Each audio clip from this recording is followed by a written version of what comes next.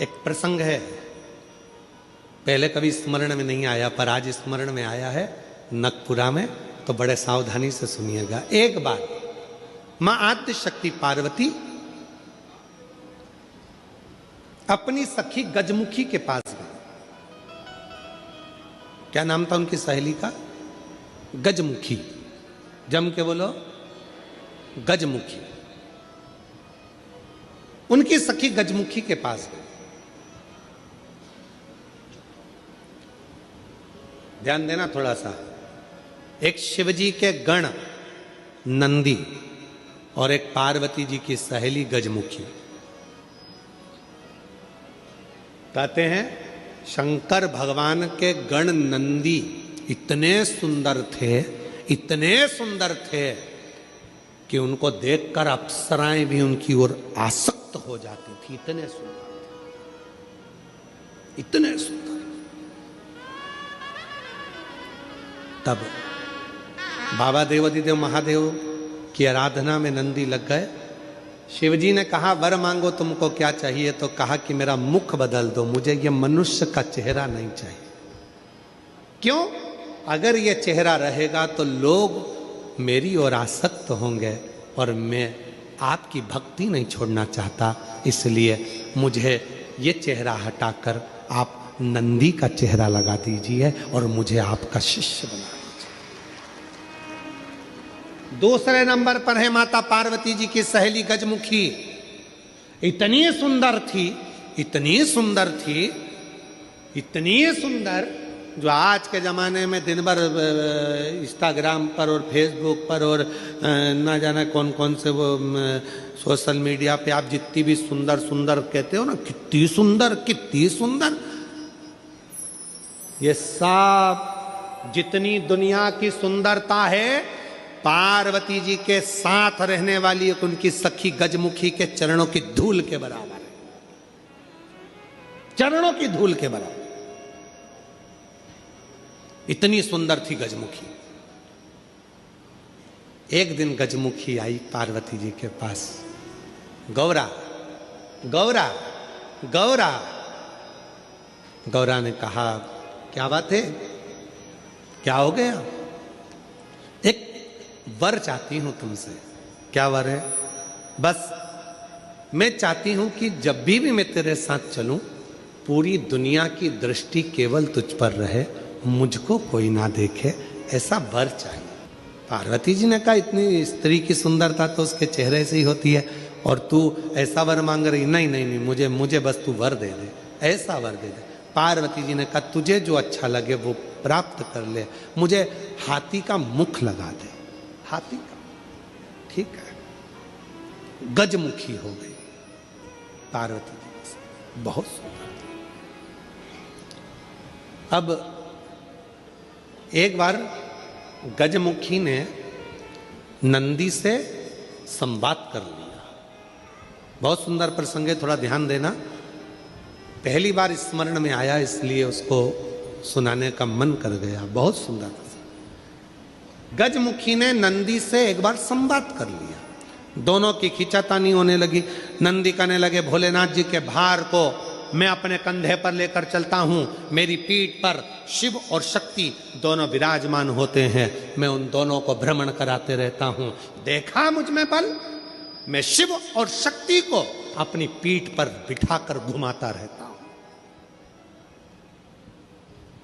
गजमुखी सुनती रही, सुनती रही। गजमुखी ने कहा रे नंदी, ये तेरा भ्रम है कि तू शिव को उठाकर लेकर जा रहा। ये तेरा भ्रम है कि शंकर भगवान तेरी पीठ पर बैठकर जा रहे हैं। शंकर भगवान को लंका का राजा रावण भी ले जाना चाहता था, पर भगवान शंकर ने अपने अंगूठे को, मात्र पांव के अंगूठे के नख को इतना सा दबाया था और रावण ने पूरा बल लगा दिया था तो नहीं उठा पाया था।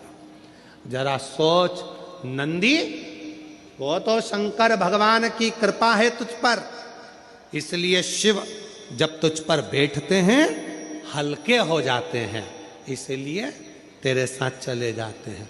पर नंदी मानने को तैयार नहीं।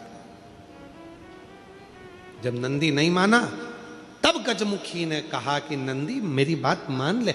नंदी कहते नहीं नहीं, अगर तुम कहती हो कि शिव हल्के हो जाते हैं भक्त के लिए, तो तुम ऐसा कुछ कर कर बता दो कि शंकर भगवान तुम्हारे कहने पर बैठ जाए।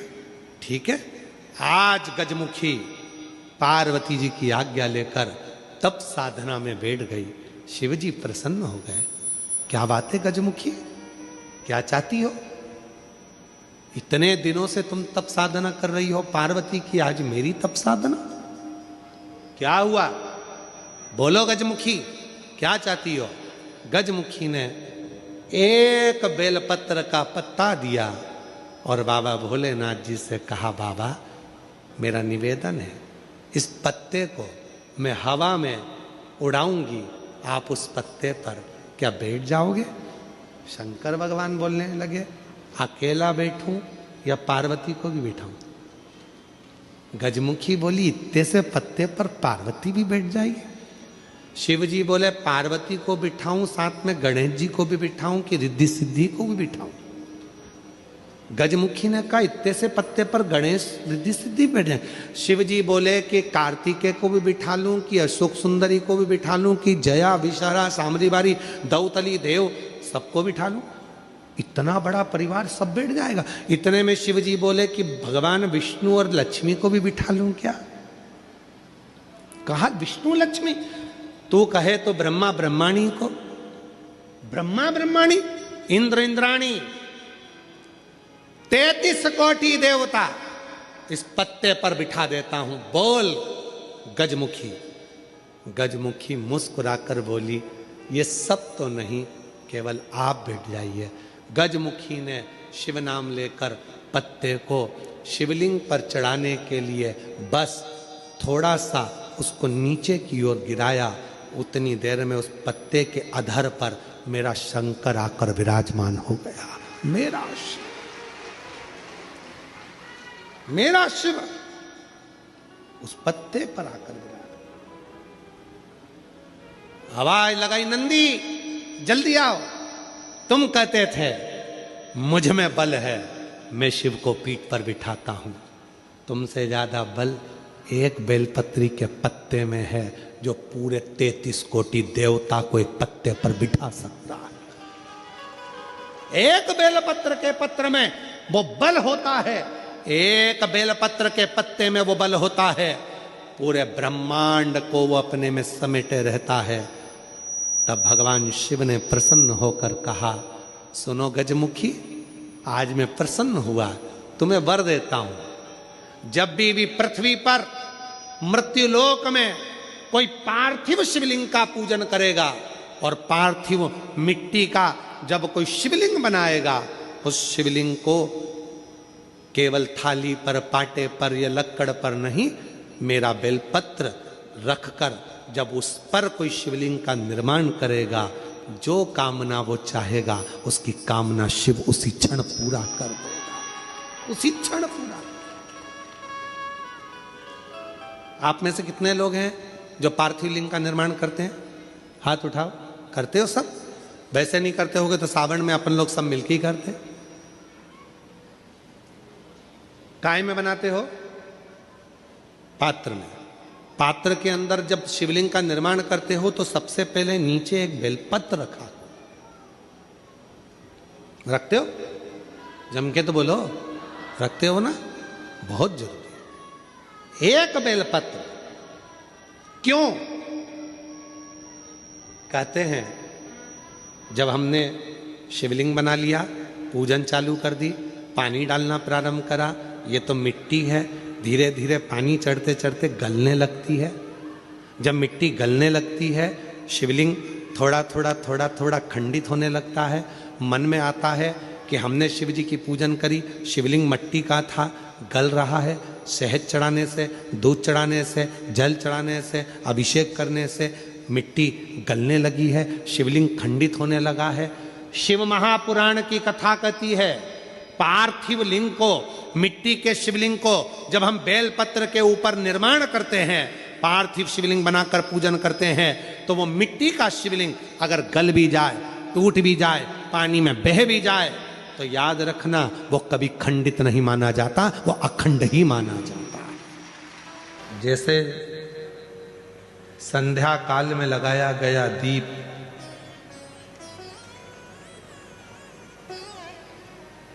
मानदेह नामक असुर का संहार कर देता है, प्रतिदिन एक नियम बनाकर रखना चाहिए कि रोज शाम के समय पर अपने घर में प्रदोष काल के समय पर एक दीप जरूर लगाना चाहिए। और यदि बेलपत्र का वृक्ष है तो उस बेलपत्र के वृक्ष के सामने भी एक दीप अवश्य लगाना चाहिए।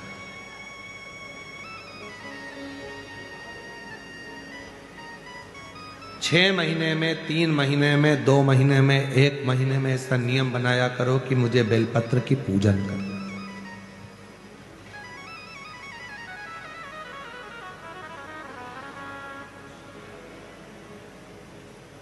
स्वयं माता लक्ष्मी जी ने भगवान नारायण को पाने के लिए बेलपत्र का पूजन किया।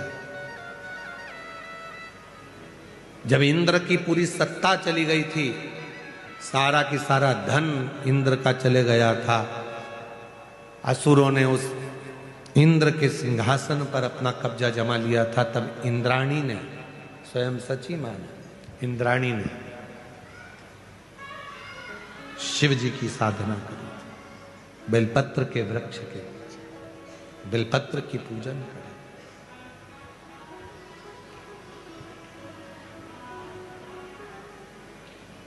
कभी दिल कर जाए तुम्हारा तो कभी महीने में, 1.5 महीने में, 2 महीने में बेलपत्र के पेड़ के नीचे जल लेकर बैठो। बेलपत्र के वृक्ष के नीचे दूध नहीं चढ़ाना, बेलपत्र के वृक्ष के नीचे दही नहीं चढ़ाना, शहद घी नहीं चढ़ाना।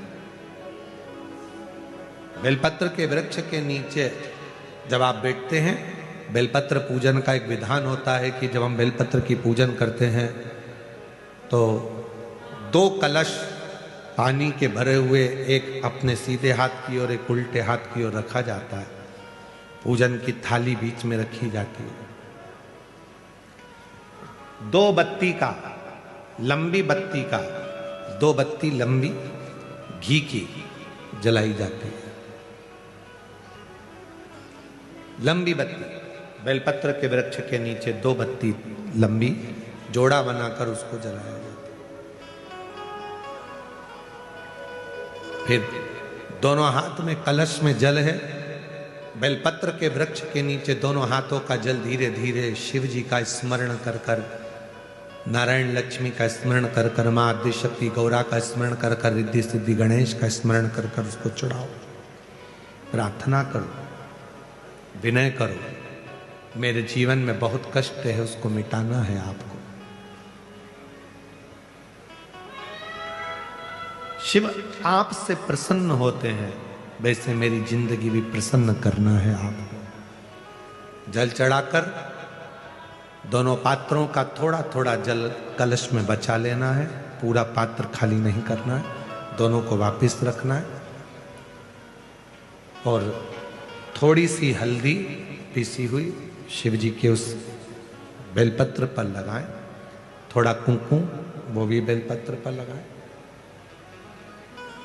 7 दाने अक्षत के, केवल 7 दाने अक्षत के बेलपत्र को छुआकर अपनी थाली में रख लें। घर पर जब जाएं तो वो 7 दाने अक्षत के और बेलपत्र के वृक्ष में जो चढ़ा हुआ थोड़ा सा जल बचाकर लाए हो, वो घर में छींट कर 7 दाने पूरे घर में डालना प्रारंभ करें। महीने में, 2 महीने में, 3 महीने में एक बार करिए। जीवन में किसी के आगे हाथ फैलाने की जरूरत नहीं पड़ेगी। इतनी संपदा बाबा, इतनी संपदा। बेलपत्र की महत्वता को लोग जानते नहीं है। एक प्रदोष की महत्वता, एक बेलपत्र की महत्वता। अभी हमने पहले भी कहा, एक कथा प्रदोष काल की रह गई है। एक बार हम दिल्ली बाच रहे थे पर वो पूरी नहीं हो पाई क्योंकि पानी आ गया था। हम प्रयास कर रहे हैं उस कथा को कुबेरेश्वर धाम पर, क्योंकि उसमें प्रदोष काल की कथा में टेंट नहीं लगता। वो प्रदोष काल की जो कथा होगी सीहोर कुबेरेश्वर धाम में, उसमें टेंट नहीं लगेगा, उसको खुले मैदान में बाचना पड़ता। आप और हम सब खुले मैदान में बैठकर प्रदोष काल में उस कथा को सुने और उसमें प्रदोष की महत्वता को जाने। और हमारी तरफ से हम तो आज प्रकाश जी आपको भी, दीना भाभी जी आपको भी, दोनों को निमंत्रण दे रहे हैं। जब भी सीहोर में जब कथा हो प्रदोष काल की, तो एक दिन कम से कम आप लोग आकर उस कथा की पूजन आपको भी करना रहे, प्रदोष काल की कथा।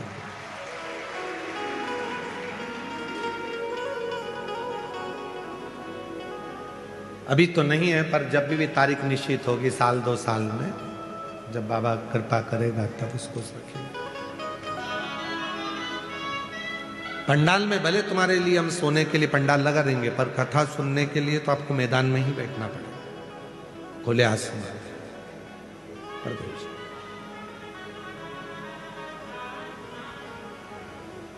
शिव तत्व को जान, बेलपत्र की महत्वता को जिसने जान लिया, आज लोग बेलपत्र को जान रहे हैं कि बेलपत्र खाने से शुगर, बीपी, थायराइड जैसी बीमारियां भी ठीक हो जाती हैं। उस बेलपत्र की महत्वता को जाने। और फिर निवेदन है, आपके शरीर में कष्ट है तो बेलपत्र का सेवन करो। रोज रोज बेलपत्र वैसे ही नहीं खाना। कई बार बेलपत्र खाने से मुंह में छार छारपन आ जाता है, कई बार मुख का स्वाद भी कम हो जाता है बेलपत्र खाने से। तो निवेदन है, रोज रोज ना खाइए, जब जरूरत है। और जरूरी नहीं कि आप 3 पत्ती यहाँ से जो बेलपत्र दी जाती है, 7 दिन तक जो रोज एक बेलपत्र दी जाती है, वो तो खाने के लिए दी जाती है। पर समापन के दिन की बेलपत्र तो खाने की नहीं रहती, उसको तो ले जाकर लोग लाल कपड़े में बांध अपने घर में रख देते हैं तिजोरी में। आखिरी दिन की बेलपत्र तो वैसे भी तिजोरी का भंडार के लिए होती है। तो जो बेलपत्र होती है, जरूरी नहीं कि तुम पूरी बेलपत्र खाओगे तो दवाई असर करेगी।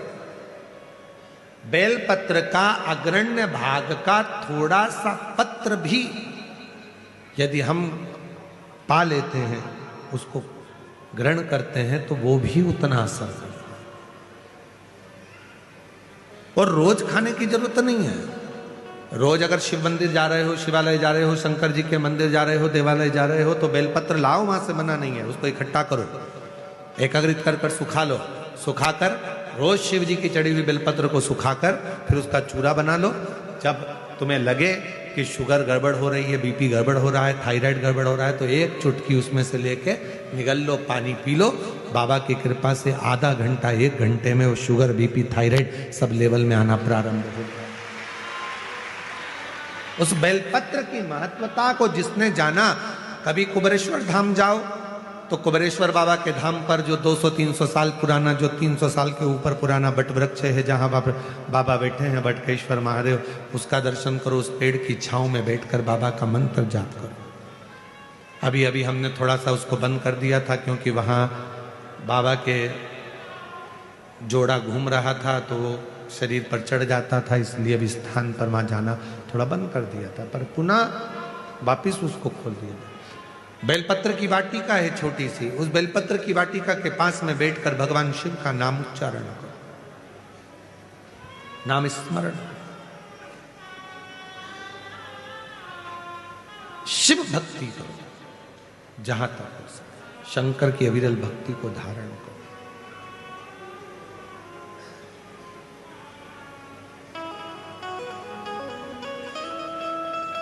शिव की साधना, आराधना जीवन को सुख देती है। बेलपत्र का, वृक्ष का पूजन अर्चना हमें आनंद प्रदान करती है।